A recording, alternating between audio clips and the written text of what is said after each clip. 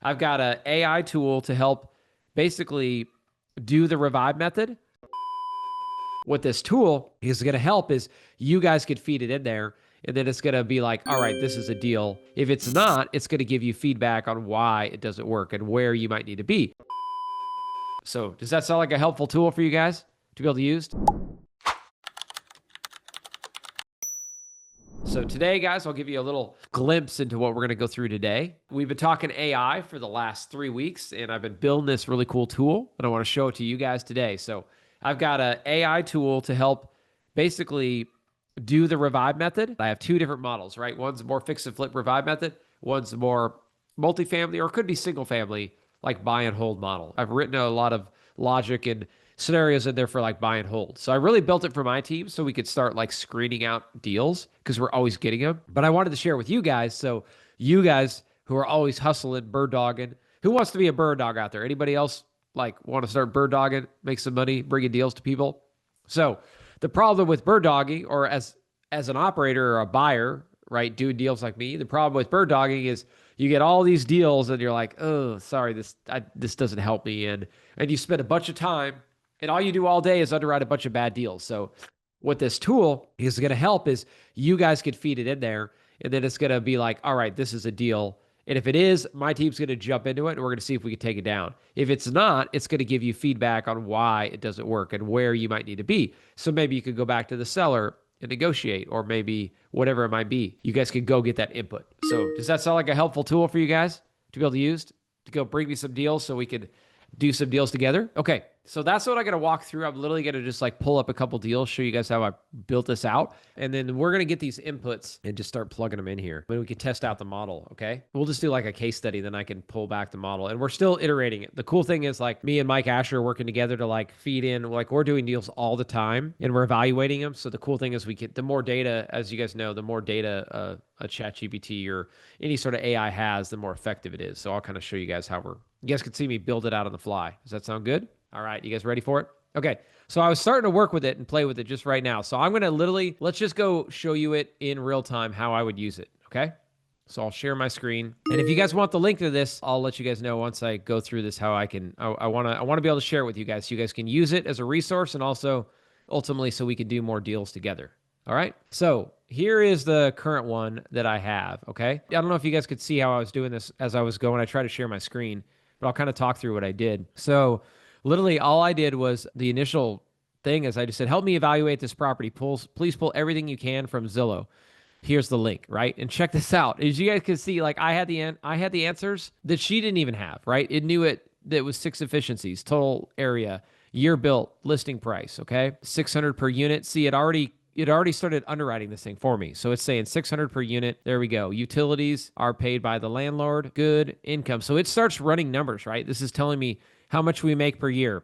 I told it to assume 5% vacancy, but this is a variable that we can adjust, okay? And I think 5% is like, in Billings, there's a lot of demand for rental. So typically I would say 10%, but in a market like this, I think we can use 5. Taxes, which she ended up correcting later, we got that, but you saw how close we were. Wasn't that crazy how close we were on the taxes? Property management fee. I have a rule of thumb when it comes to like repairs and maintenance. I use like 10% of the rents. Here are the actual rents. I was just getting more information as I went, and so I was giving that to her. And did I also tell her that I guess it didn't matter. Taxes were a little bit less. So it went and updated it, right? The beauty of this is like you can give it more information and tell it more. Okay, so now this stuff we already went through, but you could see now we increased our income because now it's 72,000. On the last evaluation, our total income was 57. Okay, so now we're thinking this is market value. 5%. Taxes, insurance. So here we go. Now let's start to look at this. So they're saying NOI minus expenses is about 50,000 per year. All right. Purchase price is 500.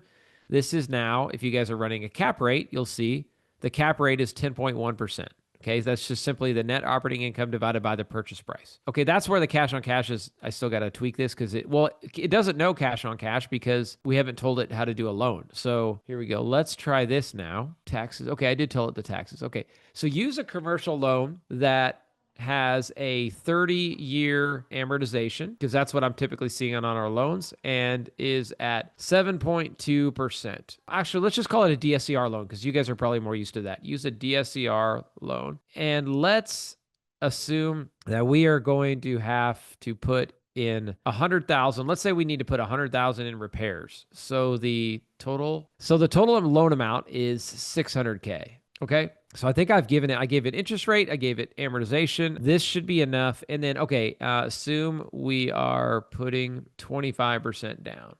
Okay. Now let's have it run this numbers. Okay. Here's a rehab budget, total cost, down payment, loan amount. Cool. So 36. There's the debt service. It's doing all this other stuff again. Hopefully this is cool, guys. Yeah. Okay, so now we got here. So DSCR is now 1.36, which is good. You want to be typically over 1.3. I mean, some DSCRs you can get at like 1.0, which is pretty aggressive, but that's a solid. Like you could actually go to like a bigger lender, either way. 1.3 is really good. I like that. So cash on cash, right? So we're only at 8% cash on cash, which surprises me a little bit. I want to kind of double check this. So we're making 13,000 a year. Let's just look at the cash on cash return. So we're making 13,000 a year divided by the 150. Okay. But that's how much we put down. Okay. That makes sense because we put 25% down. I'm just looking at the cash flow seems like, okay, let's go up here and see how they calculated cash flow. I'm just honestly a little bit surprised based on how well this thing cash flows. It's not a higher cash on cash. So loan amount, because okay, actually, here's the cool thing. Show me how you calculated the cash on cash. Actually, I don't want the cash on cash. I just want the cash flow.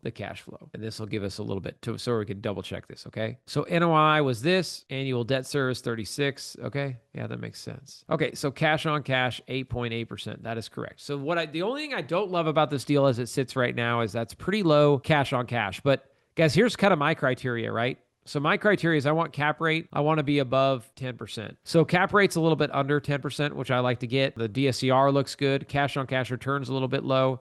So you guys know what we could tweak. So here's what we do. This is the beauty of it. What could we do to make this deal pencil better so that we get a cash on cash return above 15%? Yeah, guys, cash on cash. I like to get at least 15%. If like I'm going to bring this to like investors and partners, I want to make sure we're getting 15%. Okay, so here's some of the options. You're currently getting this. If we could bump up to 800 and 1050, then let's look at that. Now you're basically there. That gets us up to here. Okay, nice. Negotiate better loan terms. Look, guys, isn't this awesome? This is how we get there. So the other thing is if we could get a better interest rate, meaning maybe we go to a bank and get 6.5%. Now look at that. We get cash on cash. Not quite there. And the other thing I was going to wonder, okay, reduce CapEx and rehab allocation. So if we cut it down to 75% and then assuming NOI, DSCR cash flow. Okay, that kind of helps. Okay, cool. All that's saying is we could maybe we don't put as much money into the property, but also that could potentially hurt us long term, right? Reconfigure units. Okay, this is good. But what if because the other thing, guys, is if we lowered the down payment. What if we lowered the down payment? Let's try it at 80% LTV. Okay, because here's what I think, guys. I think the biggest thing is we want to try to drop down. And there's some cool tricks that I could do to basically, what we could do is we could try to increase the purchase price a little bit and then fund a little bit more. Because let's see what this does. If we go to 80%, then what's the cash on cash? Ways to hit. So now you need 18,000 a year cash flow to hit 15% on 120 down. That's just 7,000 more a month. So a rent bump of 75 per unit would get us there. Okay. Hopefully it starts to show you guys like how you can use. And guys, this model, I should not have started here because multifamily is the most complicated thing to understand because there's a lot of moving parts, okay? When I show you my fix and flip model, it's much, much easier to understand. But you guys are getting like the advanced course right now. But you guys could see like it's giving me all these little tips on how to make it. So either we get better financing or last option is what price would we have to get this property at in order to get 15% cash on cash and keep the loan at 75% LTV. So LTV is just loan to value because if you guys know, when you're an investor, typically the bank is going to want you to put 25% down. So this is going to tell us exactly how much we could pay based on all that and rerun the numbers, okay?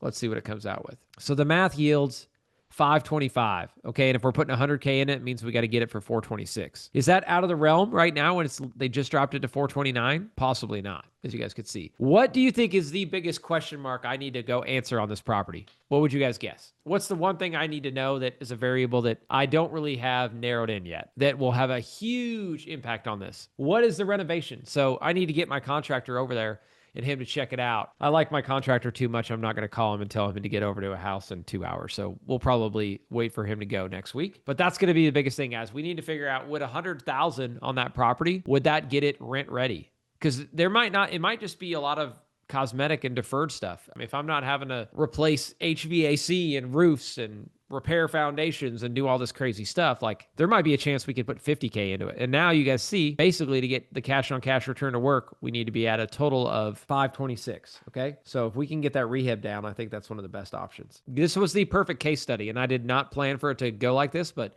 you guys got to see exactly how to use this model, okay? So I'm going to share it with you guys here in a little bit, but I want you guys to go practice and use it and talk to it, right? Because it's going to like help you update and iterate your deals. Because what I want is I want you guys to be able to bring me deals that I can actually close, right? That way, you as a bird dog, you do all this hard work. And I know a lot of you have probably been in this situation. Have you ever been in the spot where you're trying to do some bird dogging, you go find a deal and you send it to another buyer or somebody in sub 2 or another investor, and they just ghost you, or they say, this isn't going to work, or they kind of shoot you down. Has anybody ever had that where like you've been doing all this hunting, all this bird dogging, trying to go find a good deal, and then you go send it to somebody and they blow you off, or they say, this is no good? So my goal to fix that is, why don't I let this chat GPT do some of the work to give you guys some feedback?